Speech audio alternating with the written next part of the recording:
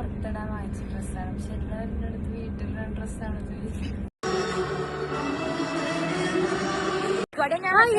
അപ്പൊ നമ്മള് ഇന്ന് നമ്മള് കേറാന്ന് വിചാരിച്ച് ബസ്സിൽ കയറി.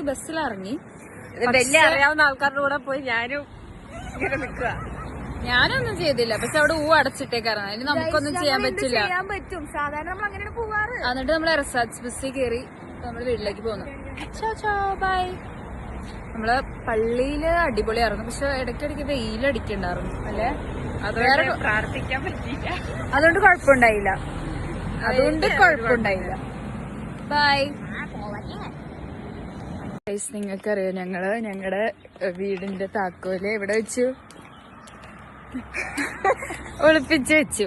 എന്നിട്ട് നമുക്ക് ഫ്രണ്ടില് ഡോറ് തുറക്കണമെങ്കിൽ എന്ത് വേണം? താക്കോല് വേണം. നമ്മൾ ചേച്ചി മുകളിലത്തെ അവരെ വിളിക്കാം. കേട്ടാ തീർന്നു. പിന്നെ പുള്ളിക്കാരി കേട്ടില്ല തന്നെ. കേട്ടില്ലെങ്കിൽ പുറത്ത് വെക്കാം. നാളെ രാവിലെ ഇതേപോലെ പോകേണ്ടി